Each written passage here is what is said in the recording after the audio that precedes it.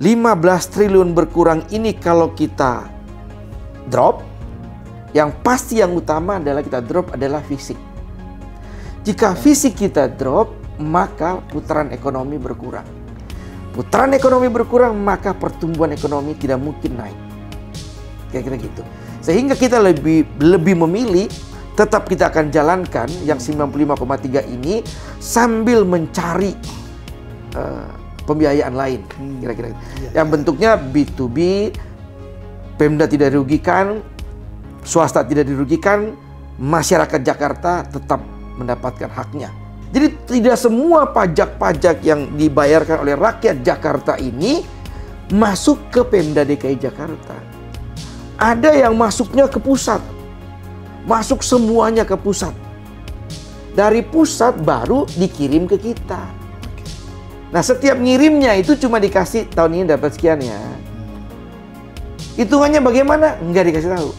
Masuknya berapa? Enggak dikasih tahu. Assalamualaikum warahmatullahi wabarakatuh. Jumpa lagi dalam program wawancara khusus Warta Kota bersama saya Lucky Octaviano. Sobat Warta Kota, belakangan diberitakan bahwa pemerintah melakukan pemotongan dana bagi hasil atau DBH ke seluruh provinsi di Indonesia, di mana dana bagi hasil itu merupakan bagian juga dari APBD di daerah masing-masing. Nah, untuk Provinsi DKI Jakarta juga terkena pemotongan DBH ini. Nah, besarannya cukup besar dari anggaran yang 95 triliun kemudian jadi 79. Artinya ada pemotongan sekitar 15 triliun oleh pemerintah. Nah, bagaimana kemudian ini berdampak pada keberlangsungan jalannya pemerintahan di Pemprov DKI, dan juga apakah ini berdampak kepada pelayanan publik, terutama ke masyarakat dan sebagainya. Bersama kami sekarang sudah ada Pak Basri Baco, Wakil Ketua DPRD DKI Jakarta. Assalamualaikum, Pak. Waalaikumsalam. Iya, Pak Baco, langsung aja. Gimana sih tanggapan dari Dewan DPRD DKI Jakarta terhadap kebijakan pemerintah dalam pemotongan dana bagi hasil ini? Ya. Terima kasih Mas sudah hadir. Jadi yang pertama bahwa kejadian ini belum pernah terjadi sepanjang sejarah. Jadi baru kali ini terjadi. Artinya setelah pembahasan KUA PPAS, kemudian baru kita dapat info bahwa yang tadinya transfer pusat itu biasanya di tahun lalu 26 triliun. Kali ini berkurang 15 triliun. Sehingga tinggal 11 triliun. Dari KUA PPAS itu yang kita MOU antara DPRD dan gubernur, itu angkanya rencana APBD kita adalah 95,3 triliun. 95,3 tepatnya. Ya, jadi dalam ketentuan aturan bahwa anggaran itu kan yang ngajukan eksekutif, tapi yang bahas dan yang setujui adalah dewan. Ya. Nah, sehingga setelah KUA PPAS terjadi selesai, disepakati ada MOU, dikunci angkanya 95,3. Dalam perjalanan kami mau membahas tahapan kedua, yaitu RAPBD yang nantinya jadi APBD, dapat info bahwa 26 triliun nggak jadi, berkurang 15 triliun, tinggal 11 triliun. Nah, dari sisi sistem penganggaran, berarti kan kita harus balik ke KUA PPAS. Betul. Nggak bisa kita teruskan. Betul. Karena angkanya udah berbeda. Karena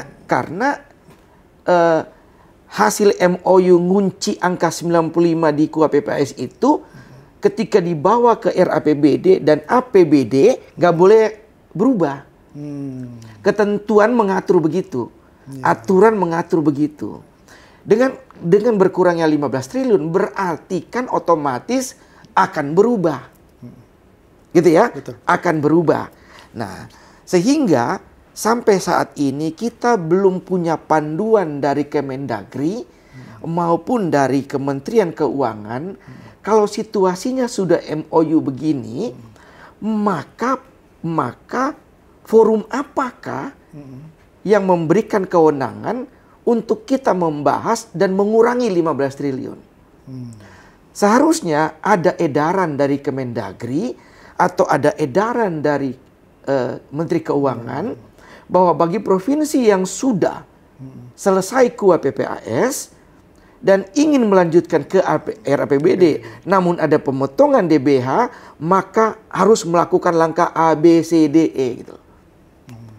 Selama tidak ada panduan itu dan kita paksakan balik ke KUA PPAS, maka sistem penganggarannya diduga melanggar ketentuan atau cacat hukum. Itulah kenapa sekarang kita masih nahan. Kita belum meneruskan ke RAPBD sambil menunggu dari arahan dari atau ada surat edaran atau apapun dari Kemendagri dan Kementerian Keuangan. Kecuali angkanya tidak berubah. Artinya walaupun ada pengurangan 15 triliun, Pemda dan Dewan punya alternatif lain yang akan dimasukkan di dalam pembahasan untuk menggantikan 15 triliun. Sehingga ujungnya totalnya itu tidak berubah. Jumlahnya tetap sama. Tetap sama, tidak berubah. Hanya di pemasukannya yang tadinya 26 triliun tinggal 15 triliun, tinggal 11 triliun, terus kita ada pemasukan tambahan lagi pengganti itu yang 15 triliun. Itu maka kita akan langsung. Contoh, karena pertimbangan bahwa nggak bisa kita jalankan pemerintahan ini dengan pengurangan 15 triliun, akan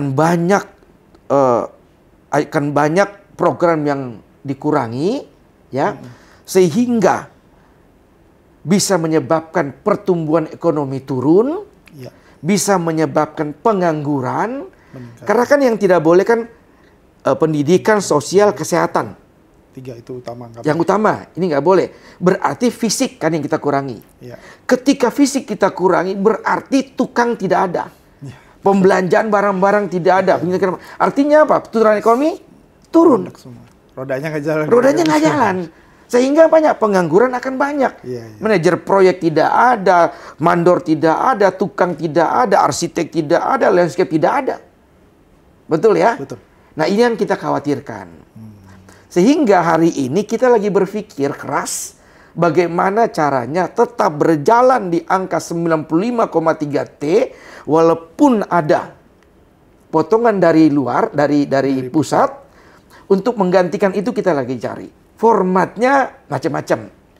Gubernur DKI Jakarta hari ini punya pengalaman yang sangat panjang terkait dengan pemerintahan, sehingga beliau memiliki langkah-langkah atraktif dan mengajak kita juga berpikir bagaimana tetap bisa menjalankan program pengabdian masyarakat dan pembangunan rakyat Jakarta walaupun 15 triliun itu dipotong. Salah satunya apa? Menggandeng swasta dalam menjalankan program. Jadi ya, programnya tetap jalan, tidak pakai APBD, tapi dari swasta atau mitra, dia yang invest, keuntungannya kita taker, nggak asal boleh untung tapi nggak boleh banyak, dan dia setuju kita cicilnya lama. 4-5 tahun. Periodenya panjang ya. Nyicilnya lah. Nah, sambil menunggu mudah-mudahan tahun depan situasinya normal. Sehingga balik lagi. Nah, gitu ya. Nah, itu yang sedang kita jalankan, sedang kita upayakan, sedang kita programkan. Artinya bahwa 15 triliun berkurang ini kalau kita drop, yang pasti yang utama adalah kita drop adalah fisik. Jika fisik kita drop, maka putaran ekonomi berkurang. Putaran ekonomi berkurang, maka pertumbuhan ekonomi tidak mungkin naik. Kira-kira gitu.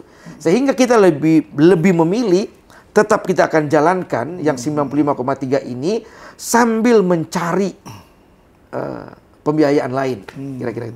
Yang bentuknya B2B, Pemda tidak dirugikan, swasta tidak dirugikan, masyarakat Jakarta tetap mendapatkan haknya. Ya, menjalankan APBD 95 tersebut. Ya, gitu Mas. Dengar-dengar kan kayaknya skema model itu bakal dijalankan oleh Pak Gubernur dengan nama Jakarta Collaboration Fund. Mungkin itu kali. Ya, betul. Mungkin ya. itu. Mungkin tadi yang Pak itu, ya. katakan. Nah, itu kan baru jangan-jangan itu juga baru pertama kali terjadi. Apakah itu melanggar aturan atau tidak, Pak? Artinya Pemda lalu mengumpulkan funding raise ya gitu ya untuk membiayai kayak gitu, gimana Pak? Ya, jadi sebenarnya gini, itu sudah terjadi. Contoh Pamjaya. Pamjaya membangun ribuan kilometer pipa dan pabrik pemurnian air nggak pakai APBD. Gandeng swasta. PT Moya. Ini akan dia berlakukan sama. Contoh ya. Program Pak Gubernur dan kita semua akan ada pemindahan kabel-kabel yang di atas itu, kabel listrik, kabel oksigen ke bawah. Yang seharusnya itu dikerjakan oleh Jakpro pakai APBD. Pakai APBD, ya kan? Cuma karena kondisi seperti ini tidak ada, tidak bisa lagi, maka mau nggak mau kita gandeng swasta. Jadi swasta yang mengerjakan, programnya tetap jalan, menuju kota globalnya tetap tercapai, rakyat Jakarta dapat pemandangan yang lebih indah lagi daripada sebelumnya. Tidak pakai dana APBD, pakai dana swasta, tinggal kita cari swasta yang kira-kira mau mengerjakan dengan untung yang tipis dan tidak dirugikan. Nanti baru Pemda hitung-hitungan di belakang. Ini mau di skemanya bagaimana? Mau dicicil berapa tahun? 5 tahun, 10 tahun, 20 tahun. Yang penting programnya jalan. Artinya tidak melanggar aturan. Tidak melanggar aturan juga. Dan studi kasusnya sudah ada di Pamjaya. Artinya bisa berjalan ya Pak ya? Betul. Artinya dengan model skema seperti ini, DPRD mendukung tentunya langkah-langkah Pak Gubernur untuk mewujudkan. Karena Jakarta saya rasa antara eksekutif dan legislatif semangatnya sama. Bagaimana tetap memberikan pelayanan terbaik terhadap rakyat Jakarta. Terutama hak-haknya dan mempertahankan pertumbuhan ekonomi yang positif. Jangan sampai kurang. Nah, apalagi Jakarta kan jadi sorotan, gitu kan. Benar. Nah, Pak, apa sih hal-hal utama yang harus diperhatikan sebelum akhirnya nanti Jakarta Collaboration Fund ini dia benar-benar dijalankan, Pak? Nah, yang paling penting adalah jangan sampai Pemda dirugikan. Utamakan kepentingan rakyat. Rakyat Jakarta. Wabil khusus semua golongan lah. Ya, semua golongan. Yang kedua, jangan sampai ada penjualan saham dari BUMD yang signifikan. Itu, ya. Artinya BUMD itu harus milik kita. Gitu ya. Mereka tetap boleh jual saham. Ya kalau di IPO boleh dong. Boleh. Ya kan? Tapi sebagian besar tetap. Ya nggak boleh. Walaupun dia TBK atau IPO tetap aja mayoritas harus kita. 60-70% harus kita. Karena ini berkaitan dengan hajat rakyat Jakarta. Jadi nggak boleh kita main-main tuh urusan itu tuh ya.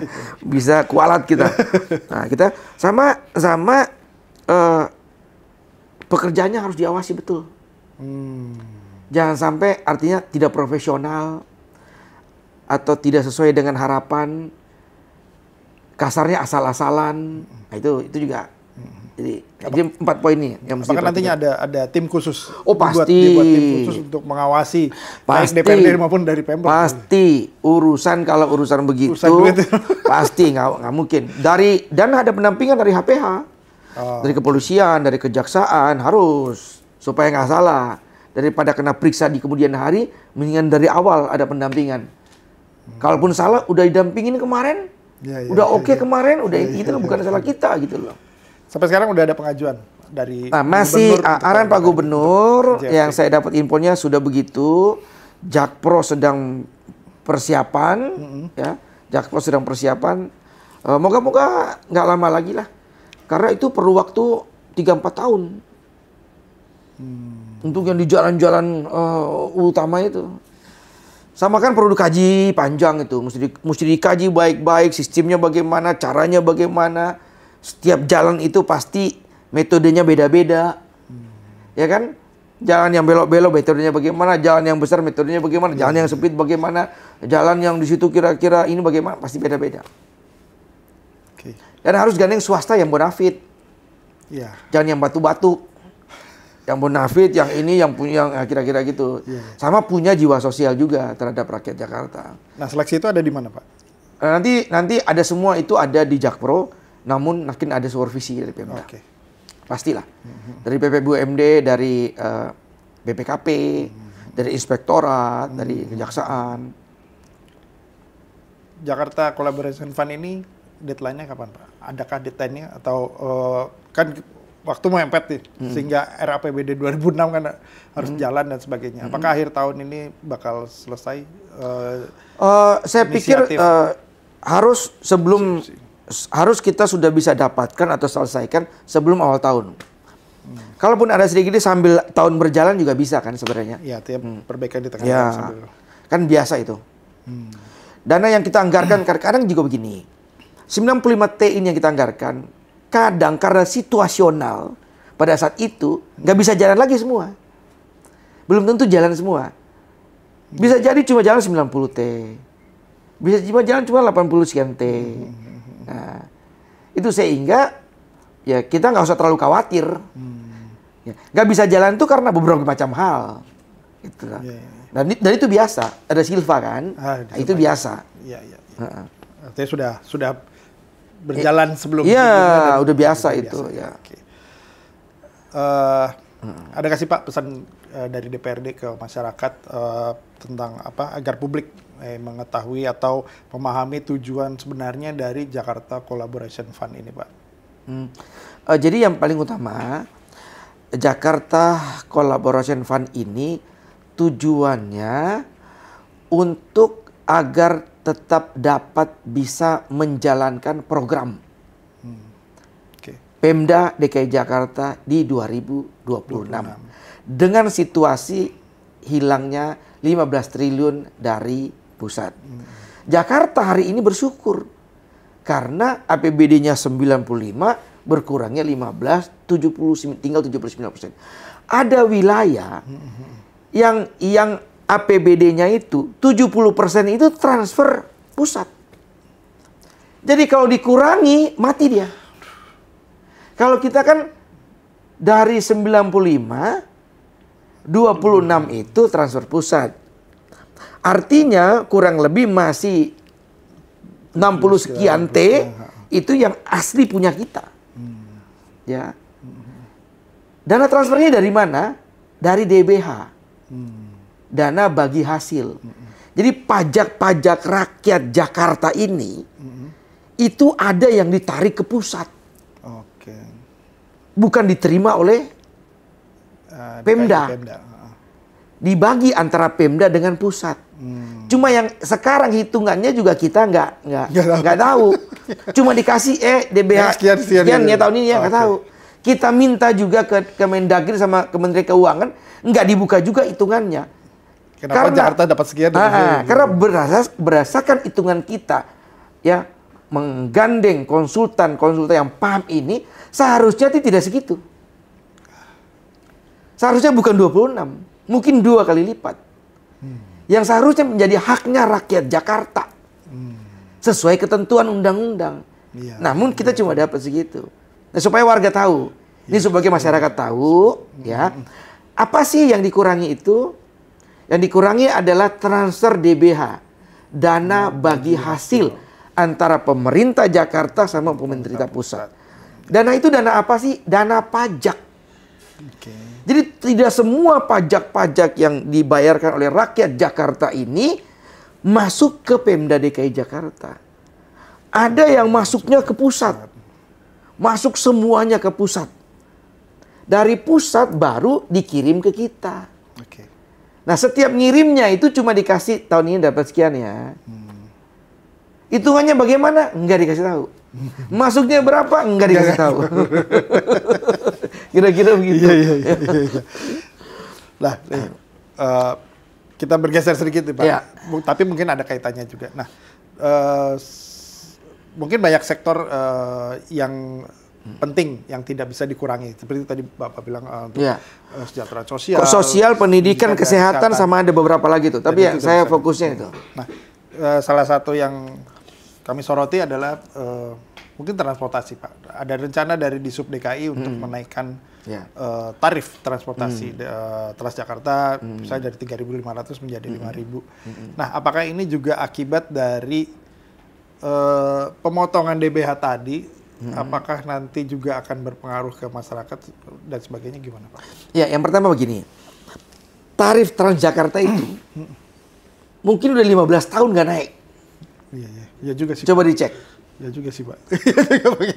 Jadi tarif Transjakarta itu dari awal penetapan 3.500 sampai sekarang itu mungkin sudah 15 tahun atau 20 tahun. 20 tahun tidak naik-naik. Masuk akal nggak? Enggak. Ya kan? Nggak masuk akal.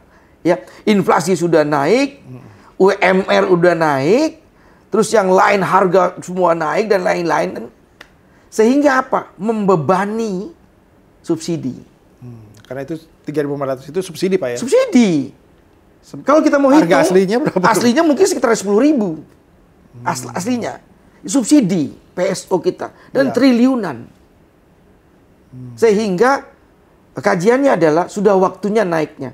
Tapi naiknya juga harus perlu kajian. Makanya kalau naiknya sampai 1.500 jadi 5.000 itu masih masuk akal. Karena apa? Uangnya buat siapa? Mending kita buat bangun sekolah. Kita buat bangun sekolah, bantu lansia, bantu ibu hamil, bantu tebur ijazah, bantu yang lain-lain. Itu. Itu lebih mungkin lebih efektif. Ya kan? Ya.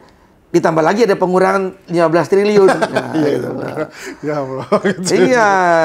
Tapi wajar, kenaikan segitu wajar. Bagi saya itu sih masih wajar. Ya karena apa? Lihat, 15, hampir 20 tahun. Dari zaman Sutioso kayaknya itu mungkin jangan-jangan. Iya, zaman Sutioso. Ya? Saya nggak hafal persis ya, tapi setahu itu nggak naik tuh. Karena sempat mau naik tapi batal gitu. Iya, itu udah 15 tahun. Sekarang udah nggak bisa ditahan lagi. Nggak bisa. Kan sudah pertama berapa kali mau dicoba naik masih bisa, mau dicoba naik masih bisa. Jadi mohon semua bisa memahami dan bisa menerima ini dengan pemahaman gitu loh ya, bahwa oh iya ya memang udah 15 tahun nggak naik gitu kan. Apalagi ada tambah ini. Terus kita program-program sosial kemasyarakatannya masih banyak yang belum bisa jalan gitu loh. Apalagi kan baru saja kita gratiskan 15 golongan tuh. Iya. Itu artinya apa? Pendapatan kita berkurang lagi. Subsidinya naik lagi. Subsidinya naik lagi, ya kan? Dana dari pusat dipotong. Jadi kejepit.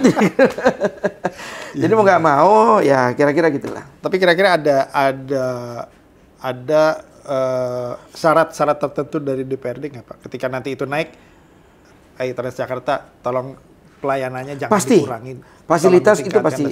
Ya, itu pasti. Ya. Yang pertama kita selalu tidak bosan-bosannya ngingatin ke TJ bahwa pelayanan keamanan. Kalau kita mau menuju kota global dan transportasi massal menjadi unggulan, ya, sehingga minimalisir orang untuk pakai kendaraan pribadi yang ujungnya bikin macet. Ya. Kalau macet, bensin makin banyak terbuang, akhirnya rugi juga semua. Ya, nah, tinggal bagaimana caranya harga tiket transportasi massal ini terjangkau. Bukan mahal, bukan murah, tapi terjangkau. Jika itu setimpal dengan pelayanan dan keamanannya. Iya, gitu. Masyarakat pasti rela aja membayar segitu. Iya, pasti. Asal keamanannya, servisnya. ramah tamahnya orang-orang yang bertugas di situ, profesionalnya para supir dan para petugas keamanan yang ada di halte-halte itu, saya rasa sih tidak. Oke. Baik. Terima kasih banyak Ya, Pak siap. Baco Ya. atas informasi dan sebagainya di Ya. DBH dan itu segala macam. Terima kasih buat Warta Kota juga, tolong bantu sebarkan hal-hal yang positif dan konstruktif gitu kepada masyarakat, karena terkadang kurang dapat informasi yang sebenarnya. Di luar sana banyak pabrik produksi hoax yang punya niat-niat negatif yang tujuannya tidak mau Indonesia damai. Iya. Kalau itu lebih kuat dan masyarakat termakan itu, maka bahaya.